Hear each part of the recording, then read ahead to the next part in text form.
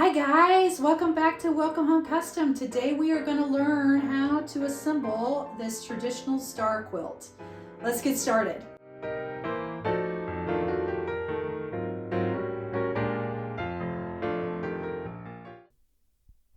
Okay, so we are going to jump on into the files. We are going to start with the Star Quilt SVG is what we're going to review. So first and foremost, we have a color planner for both the smaller star and the showstopper. This will show you basically where you need to place all of your pieces and make quick work of assembly. We also have instructions. This is going to review what each of the files mean, along with the size and of wood that you'll need, and some additional information. So always make sure you review the written instructions. Now we also have the DIY file. There is a backer. This is what you use for the back and then the design piece. This is what you cut. You're going to want to make sure you put this in with the good side face down in your laser, so that you can score the numbers on the back of your wood and again make it easier to assemble. We also have master files, which we aren't going to go into too much detail, but these are for someone that's a little bit more advanced or has a very large laser.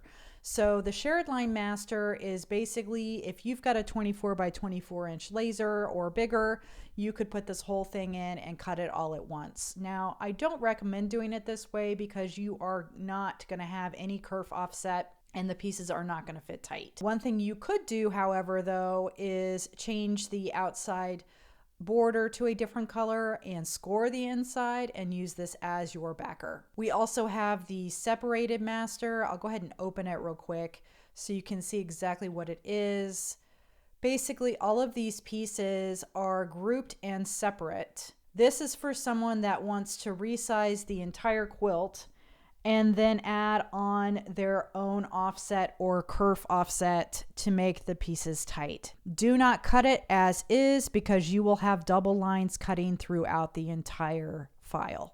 So now let's jump on over to the cut by color files, which is what we are going to be putting together today. And you'll see we have no kerf and kerf. No kerf is for someone that knows their own kerf or wants to apply their own kerf. I have not applied any sort of offset to these pieces. We then have kerf, which we are cutting today. This has a 0.002 inch offset to every single piece to basically compensate for the material lost when you cut with your laser. When you open up one of these files, you will see that the number is listed in gray and then your cut lines are red. You want to make sure that you mask the good side of your wood and put your wood good side face down in your laser.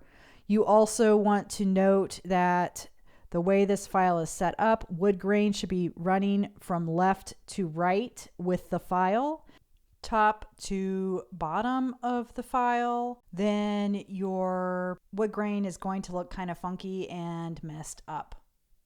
So make sure that you are running left to right with the way the file is set up. Again, make sure that you have checked to make sure the file is showing up correctly as 1 by 1 inch. Something else to note is that you should always try cutting a 1 inch square with your laser and make sure your laser is cutting a true square that is equal on all 4 sides. If you cut a square and it's 0.99 on one side and 0.98 on another side, these files will have issues. They will not work. And that is because I have rotated pieces to follow wood grain and elevate the look of the overall design. So please make sure you double check that 1 inch square before starting this project. Actually, let's go ahead and review the rest of the cut by color, or at least a couple more. So we have mahogany, we have cedar, we have cherry, and then we have 2 oak. We have oak 1B and oak 1A. You are going to want to cut both of these. Whenever I have an A and a B listed, that just means that I have flowed over onto a new sheet. I format all of my sheets to fit into a Glowforge basic laser cutter because that is actually what I started with, and I've just not ever varied from that formula. So whenever there is a 1A and 1B, you need to cut both. It just means that it's more than an 18.5 by 10.85 inch file, and so I need to make a second file. All right, let's go ahead and jump on over to assembly. Okay, so first thing I'm going to do is lay down my quilt template square. I have a piece of wood that goes around the frame to lift it up, and then I place the frame on top, giving me a clean edge to work with in placing my quilt. Next thing I want to do is sort my pieces by number, 1 through 10, 11 through 20, 21 through 30, etc. This is going to make placing the pieces a whole lot easier because when I build the file and add the numbers, I'm actually going from left to right and working my way down. Now I'm going to open up my color planner. I like to open it on my iPad and work from that so I don't have to print anything out. And I'm going to start placing pieces. Now, something to keep in mind. Look at your number, make sure it's right side up, and then turn it from left to right. Look at your number, turn it left to right. Okay? As long as you do this, your pieces should be in the right orientation. You just want to make sure that when you look at the number is right side up, and then you flip it over directly left to right. This was a really fun quilt to watch going in a time lapse, just to see it come together. I will say that this is probably one of the easier quilts to put together because all of the pieces are uniform, but someone did ask me, can I just cut the same piece over and over? And the answer is no. There is a reason why I number all my pieces. Even though a piece looks similar, it could be different. So now what we're going to do is try to pull this frame tighter. I will use some tape to hold the frame in place a little bit tighter, and then I'm going to focus on lining up my middle star as best I can. I'm going to want those points to really be engaged and perfectly lined up, and then I'm going to tape it and work my way out from there. That's really the trick with this one. Make sure your center star is perfect and the rest is going to fall into place. Now I'm going to work around the piece, adding tape. I am going to go ahead and remove my frame. I really don't need it anymore now that I have taped all the way around the border. Just making sure that there is a piece of tape running across each piece so that nothing shifts. We are going to move on to flipping. I have a backer board I use to flip all the projects that are 24 by 24. I just use the same piece over and over again.